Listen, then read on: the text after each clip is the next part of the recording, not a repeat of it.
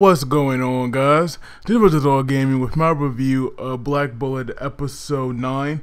And this episode, it was pretty decent. It was like very simple because it was just build up, and we do see our final two characters that are joining our team, and I gotta say, so far I am definitely liking them. But the episode itself, it is nothing too special because this right here was just build up for the next episode where things seem to get pretty serious, so I'm definitely looking forward to that. But the episode itself, it starts off with Rentaro and Tina, and they're going to see the doctor, and we all know that the doctor and Rentaro, they have this like very close relationship because she is the one that actually gave Rentaro his artificial limbs. And so now we see that when they first arrive at her lab, they can't find her, and we see now that Tina, she like looking around, and out of nowhere we see something rising up, and of course, you know, it's our scientist here, and immediately, you know, she kind of like cleans herself to Tina, and she freaks out, and we just hear like this cute little scream, and that right there, it was like pretty freaking hilarious, I gotta say. And so now we see in the episode that that Tina, we actually see now that she is worried that the people will come after her because obviously she failed her job, and of course the other doctor, Ian, I'm probably not saying his name right, but obviously he'll send people after Tina to kill her, and so she was thinking that it might be better that if she just, you know, disappear, and obviously Rentaro did not want that. And they both said at the same time, you know, that, well, they had both spoke at the same time, but obviously they had disagreed with what she want to do, and that right there is really good because actually I like Tina. Like right now, Tina is my favorite. It's my favorite girl when it comes to the cursed children. So obviously I myself, when I wanted to leave, so I'm definitely glad that, you know, that they shot her down and they won't let her go. But it's definitely funny when a doctor here, when she makes fun of Rentaro, that right there is hilarious. And we see at times that the Tina here actually believed her, but it was just hilarious how he got so worked up over that. And now we actually learn about this other new character named Shoma, and this guy is very close to Rentaro as well because he was the anchoring guy in the Tendo martial arts style, and he was Rentaro's senior, and Rentaro looked up to this guy, so obviously, you know, he respects him. But it has been a while because apparently Shoma here, he did disappear for a while because he left the dojo where they learned this like martial arts style. So now we know that he's back. That right was like obviously a sign that he'll play, you know, a role here, and he'll appear in a series. Now what I didn't know was that he'll appear so soon, because I thought maybe they might extend it for a little bit. But I am glad that we saw him because I gotta say, from what we saw so far, he definitely had the skills. So I see why now he had that rank. But now we see that. Now we see that there's some information about their past. It is now being concealed. So obviously somebody is, you know, covering this up, and I wonder why is that.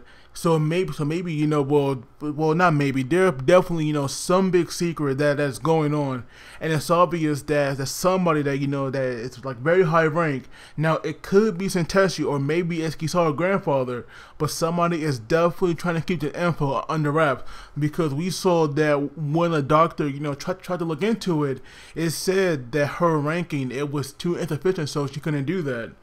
And so now we see that well, we have the doctor here asking Rentaro, you know, what he thinks about the girls, because obviously we know that he's attached to them, but we all know that they are definitely bound by this cursed children fate because we know that their bodies are slowly being consumed by the gastria.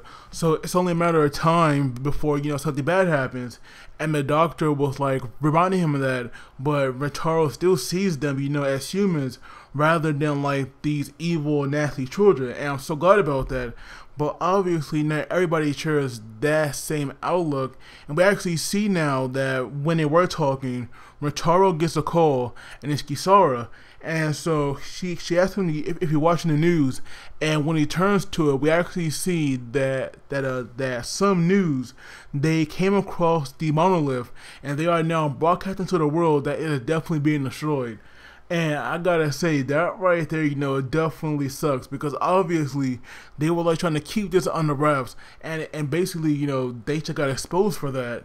And so now we see Senteshi. She is now giving out this live broadcast because obviously the secret is out, so there's no point in hiding or denying anything. So she started answering, you know, their questions. And so then we cut to Rentaro, Tina, Enju, and those other two characters that we saw in last episode that are joining this this Avalanche. I'm probably not saying that right, but obviously, you know, that they're all gonna like party up and they're gonna take on these Gastria, and we see now, because they aren't official or they aren't complete, then the people that will give them supplies, they can't do that yet. So at the moment, they only had like 1 tent, and right now we have Enju and Mitaro.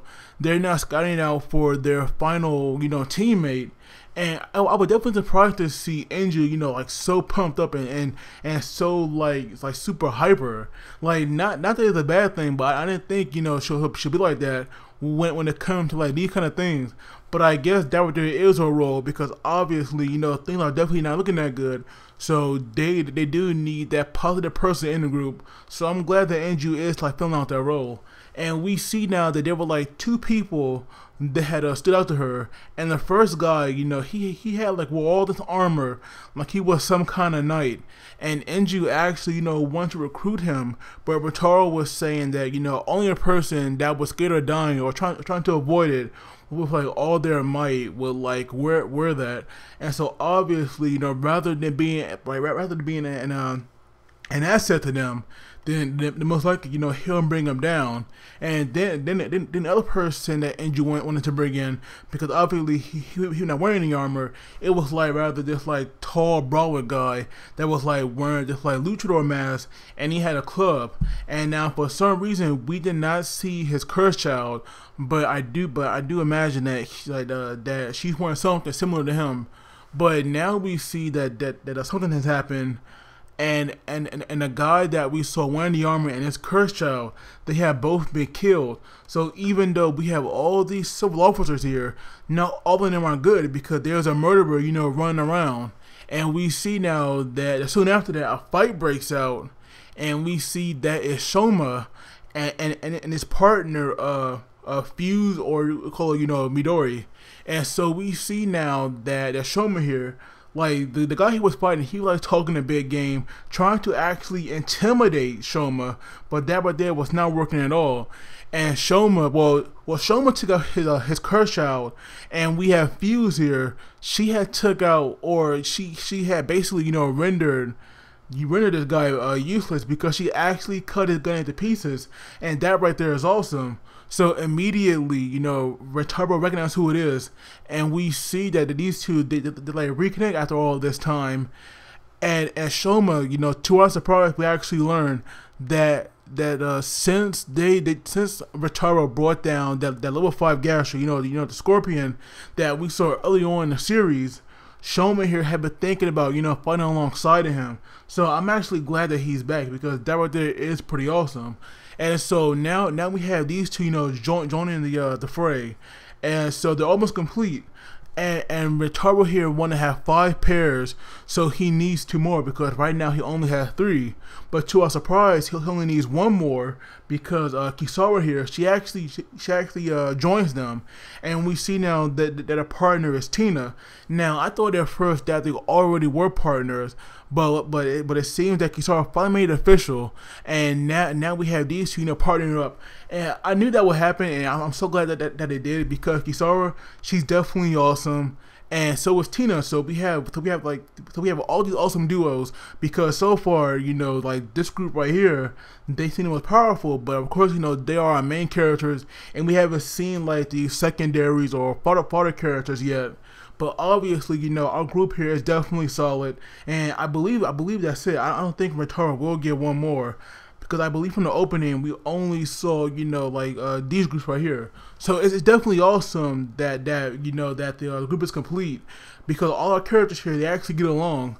And it was funny how Kisawa almost didn't recognize Shoma till like after he had to remind her, you know, like give her like, you know, like these little hints. And so now we have we have Rentaro. He pulled Kizaru along because he was so worried about her, and we have Tina here, you know, who's kind of acting, you know, like rather sad, like asking Rentaro if he did not want her, you know, to be on her team. And then we have Enju and the other girl, you know, like she's the model of the spider. We have them now, you know, asking Fuse or you know, they actually, you know, to go for it, and they actually, you know, pull down like her stockings to actually see if she had a tail, because when Fuse took off her hat, she actually had cat ears. And that right there, you know, is a rare occurrence, I believe, that where the gastria, you know, it's just so strong in a child's body, it actually, you know, gives them features of the animals that they're based on. And so Fuse, you know, like having those ears, it actually, you know, pretty freaking awesome. I actually liked it a lot. And we see that, you know, that she's like very shy, and not that it's a bad thing, because even though, you know, she's like really shy, we see now that she can definitely fight. So obviously, you know, that right there is a plus. So overall, I am not disappointed in any of these characters. I am so glad that Rentaro has a pretty good freaking solid team. But we see that Rentaro, like throughout the episode, you know, where Kizaru like joins them, he is so adamant about her, you know, like adamant about asking her if she like really want to do this, because obviously he does not want anything, you know, to happen to her. And Kizaru feels the same way. She does not want to stand on the sidelines, you know, she's like sitting there like praying and doing nothing, you know, while like worrying about him. But if she's out there, you know, she can fight alongside him and protect him if she has to. And I was so hoping that that Rentaro would confess to her, because obviously it seemed like it was going that way, and I was just on the edge of my seat, you know, just hoping and praying that would happen. But sadly, you know, they got interrupted by the gang here, and we see that the guy with the, you know, like with the saw knuckles, he got really upset, because obviously he considered Kizaru a goddess because she looked so good to him. But it was hilarious, you know, how Enju was saying that Kizaru like seduced him and let him grow up her huge boobs. That right there had me laughing. But hopefully we will see a confession one day. But now we have all our characters, you know, sitting around this campfire, and they're like introducing themselves, and so now we have like a pretty solid team. And so, like I said, the episode, it was like pretty decent, but it was like another character introduction episode, while we got some to like little or to like no story progression. So overall, a decent episode. I give it like a 7 out of 10. But let me know what you guys think, because I would love to get your thoughts on this. But as always, please do not forget to like the video and subscribe, because that really helps me out. And you guys take it easy, and I will see you all next time.